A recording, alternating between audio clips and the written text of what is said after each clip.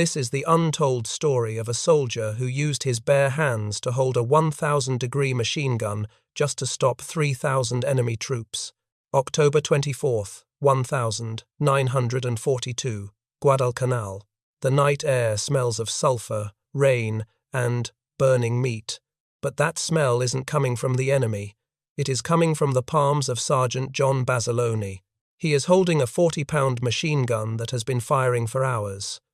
The steel barrel is glowing red-hot, nearly 1,000 degrees. He has no asbestos gloves. His skin is literally fusing to the metal, but he cannot let go. He refuses to let go, because out there, in the pitch-black jungle, a wave of 3,000 enemy soldiers is screaming, "Banzai," charging straight at his position. 3,000 against one. This wasn't supposed to be a battle. This was supposed to be an execution. Yet, when the sun rose the next morning, the jungle was silent. The only thing standing was the man with the burned hands, surrounded by a wall of enemy corpses, so high he had to use them as sandbags. Who is this man? Why did a former truck driver become the single deadliest force in the Pacific? And the biggest paradox of all, after surviving this nightmare and being offered a safe ticket home as a national hero, why did he fight the entire US government just to return to this hell and die? Fast forward to September 1943, New York City. The lights are blinding. A movie star leans in for a photo. The crowd roars. John Basilone is now the most famous war hero in America. He is the only enlisted Marine in World War II to receive both the Medal of Honor and the Navy Cross. The government gives him a golden ticket, a celebrity life selling war bonds, safe, far away from the bullets. But look closely at his eyes. He isn't looking at the cameras. He's looking past them, back into the darkness. While the world sees glory, Basilone feels a crushing guilt. Why am I here drinking champagne, he thinks, while my boys are drinking mud water? You see, Basilone wasn't born a hero.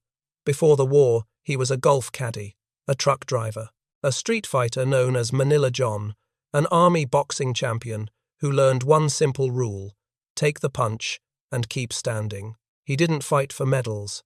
He didn't fight for the flag. So, how does a rough-edged boxer end up holding the line against an entire Japanese regiment alone? And why, after escaping hell, did he fight the entire US military command just to go back to his death? The answer isn't bravery. It's something much deeper. October 24th, 1942. To understand John Basilone's madness, you first have to understand his cage. It's called Guadalcanal. The Marines call it the Canal, but history calls it the Green Hell.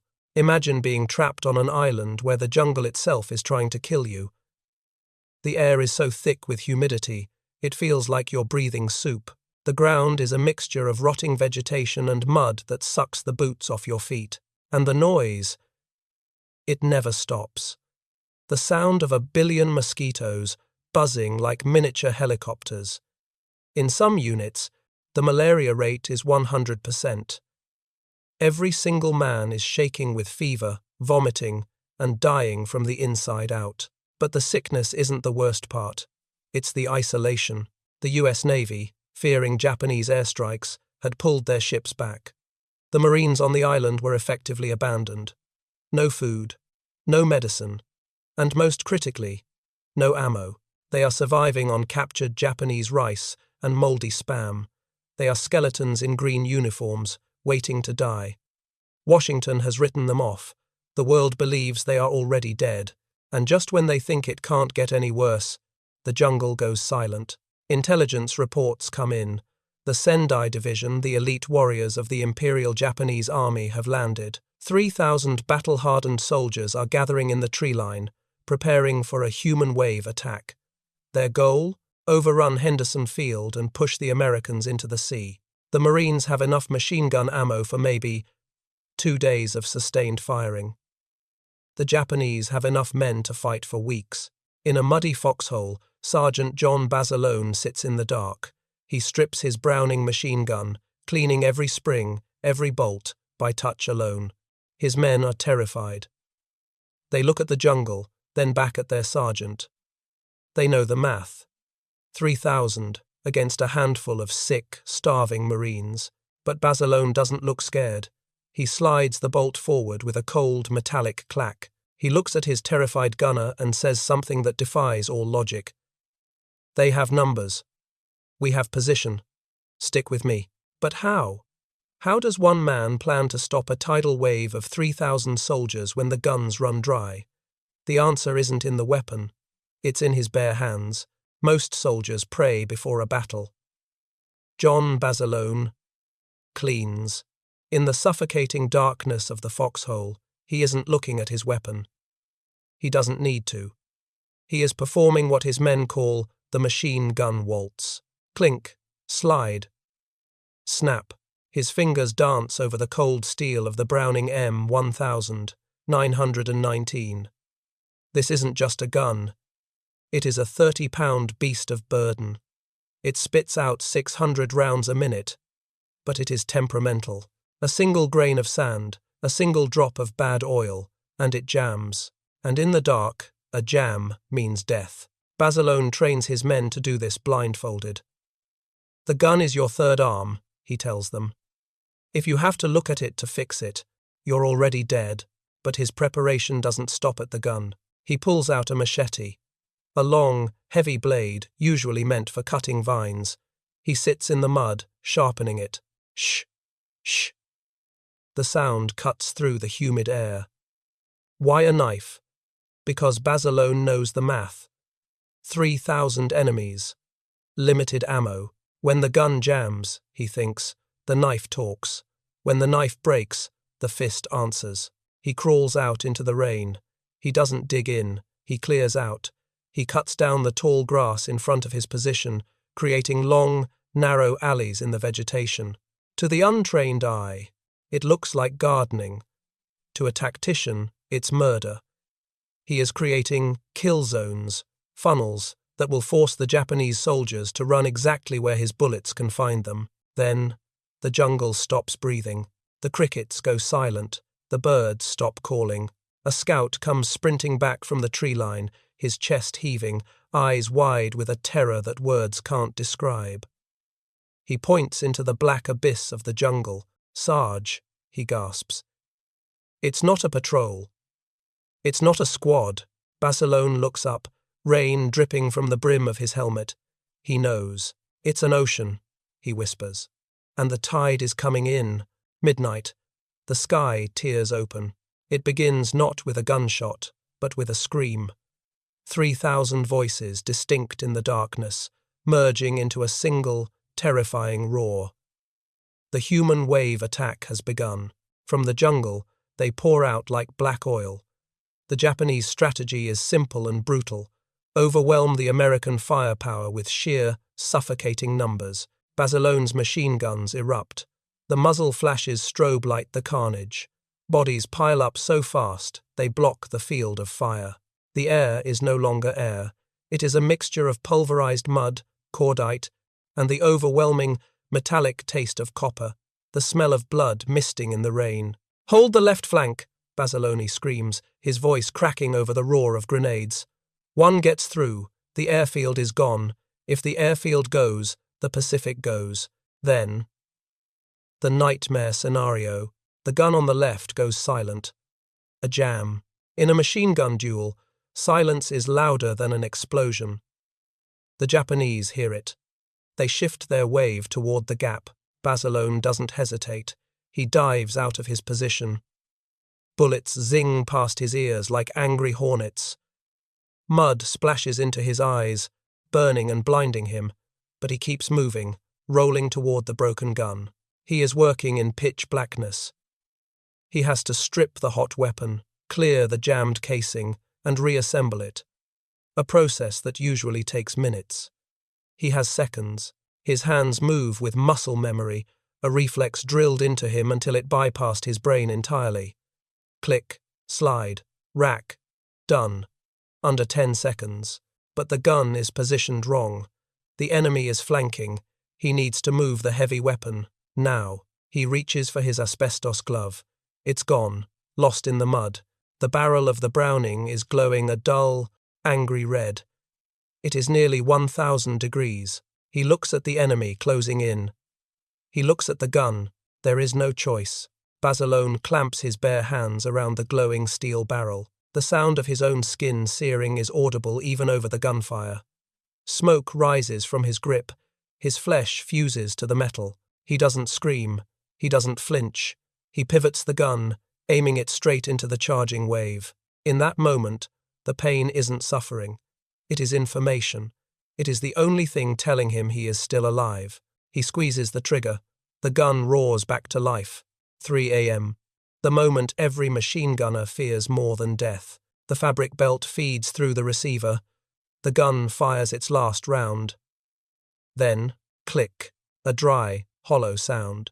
Silence. In the chaos of the jungle, that silence is a dinner bell for the enemy. The Japanese soldiers realize the American Dragon has lost its fire. They stop taking cover. They stand up. They scream. They charge. Basilone looks at his loader. Empty. The supply line has been cut. The nearest ammo dump is 150 yards away behind them, but behind them is no longer safe. The Japanese have infiltrated the lines. That 150 yards is a kill zone, swarming with enemy soldiers. To stay is to die with an empty gun.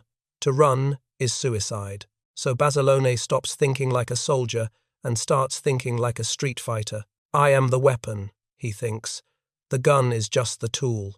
He draws his Colt. .45 pistol. He grips his machete.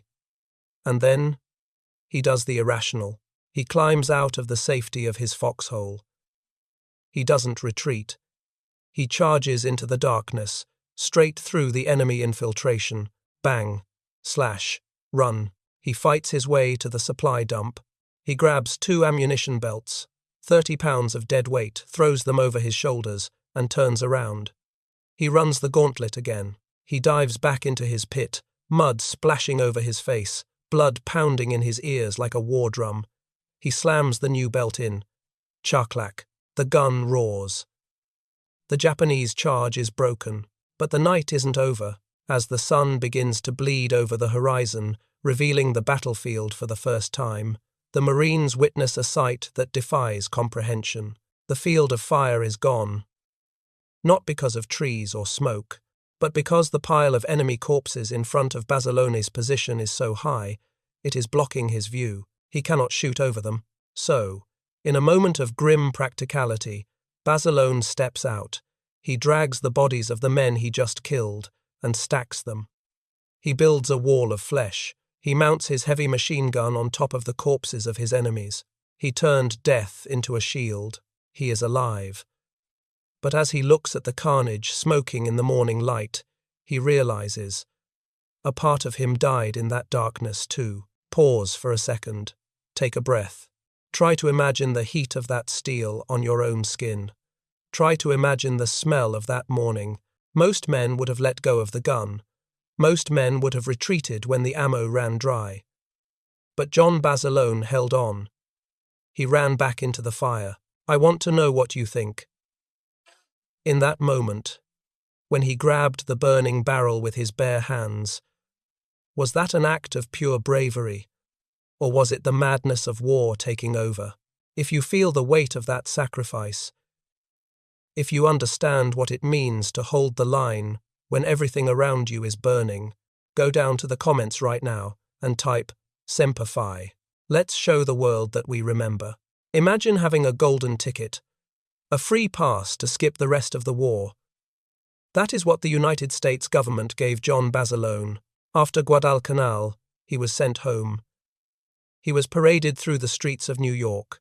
He dined with movie stars at the Waldorf Astoria. He was the face of the war bond drive, raising millions of dollars just by smiling and showing his medal. To anyone looking in, this was paradise. He was safe.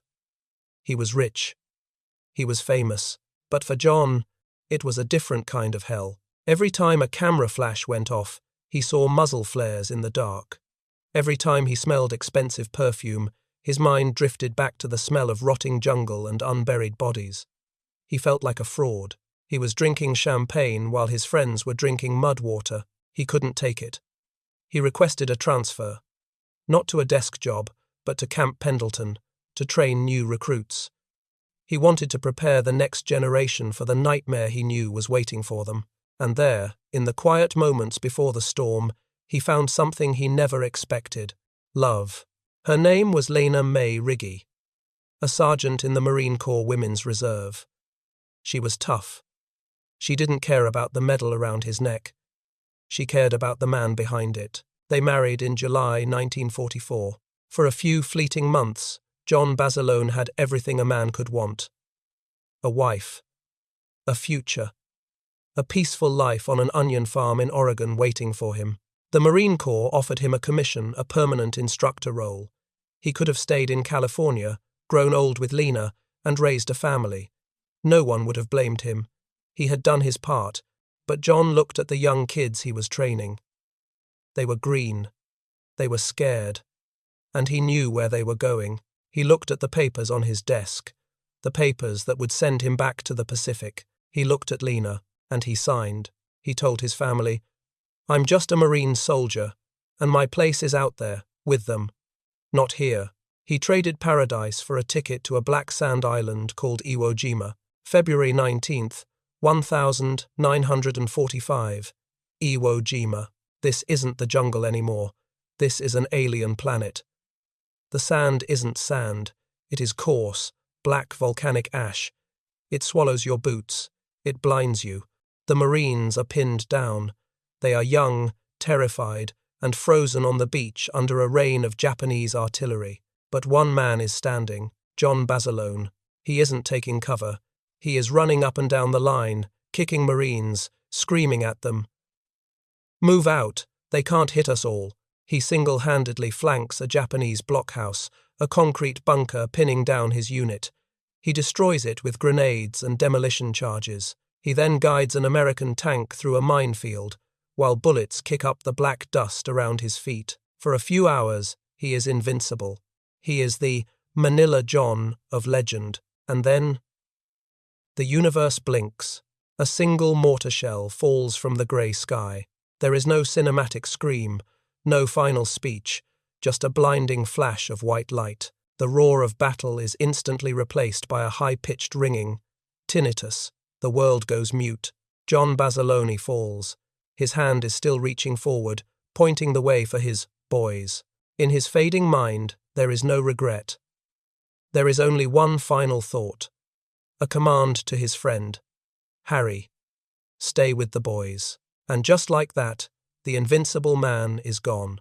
Back in New Jersey, his Medal of Honor sits safely in a velvet box. But the man who earned it lies face down in the black ash of a foreign island, bleeding out alongside the very recruits he swore to protect. Fast forward to today. Arlington National Cemetery. Rows upon rows of white marble headstones stretch to the horizon. They all look the same. If you walk past Section 12, Grave 384, you might miss it. It is a simple stone. It doesn't have a golden aura. It doesn't scream, superhero. It just says, John Basilone. And standing there, in the quiet wind, you have to ask the question. Why? Why did a man who had everything, fame, love, safety, a future, choose to end up here? John Basilone is a paradox. Look at him. On one side, you see a husband holding flowers, smiling gently at his wife Lena, dreaming of an onion farm in Oregon. On the other side, you see a warrior holding a burning machine gun, eyes deadened by the horrors of Guadalcanal. How do these two men exist in the same body? We often think of heroes as fearless supermen, immune to the terror that paralyzes the rest of us. But John proves that is a lie. He was afraid. When he signed those papers to go back to the Pacific, his hands were shaking. He knew what was waiting for him. He had seen the demons in the dark. He knew the odds of surviving twice were 0. So, why did he go? It wasn't for the glory. He walked away from the glory. It wasn't for the thrill. He hated the mud and the blood. He went back because of a promise encoded in the Marine Corps motto, Semper Fidelis, always faithful. Not just faithful to a country, or a flag, or a cause, but faithful to the person standing next to you. Basilone realized that he couldn't live in peace knowing his boys, those green, terrified recruits, were facing the dragon alone. He had the experience. He had the skill. He was the only one who could show them how to survive. His legacy isn't the hundreds of enemy soldiers he killed. It isn't the Medal of Honor gathering dust in a museum. His legacy is the simple, terrifying truth that love is stronger than the instinct for self-preservation. He chose to die so that others might live. That is the definition of a hero.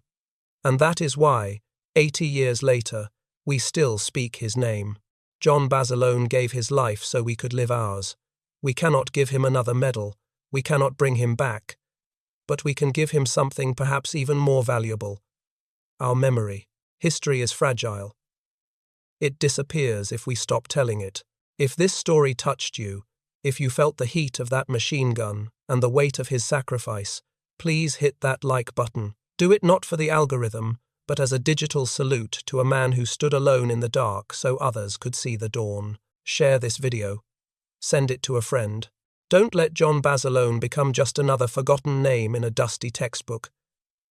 Help us keep his spirit alive. And if you are still watching, if you are part of this platoon now, leave a comment below. Just 2 words. Semper Fi. Let's build a monument to courage right here in the comments section. Before the screen goes dark, I want you to see him one last time, not as the marble statue, not as the Medal of Honor recipient, not as the god of war who killed hundreds. Look at this footage. Look at that smile. In this grainy, flickering moment, John Basilone isn't thinking about the machine gun. He isn't thinking about the black sands of Iwo Jima that are waiting to claim him. He is just a young man, laughing with his friends. He is happy. He stayed with his boys until the very end. And because you watched his story today, you are with them now too. You are the witness to their sacrifice. We tell these stories not to glorify the horror of war, but to ensure that men like John and the thousands who fell beside him do not fade into the static of history. As long as we speak their names, they are never truly gone. Thank you for watching. Thank you for remembering. I'll see you in the next story. Semper Fi.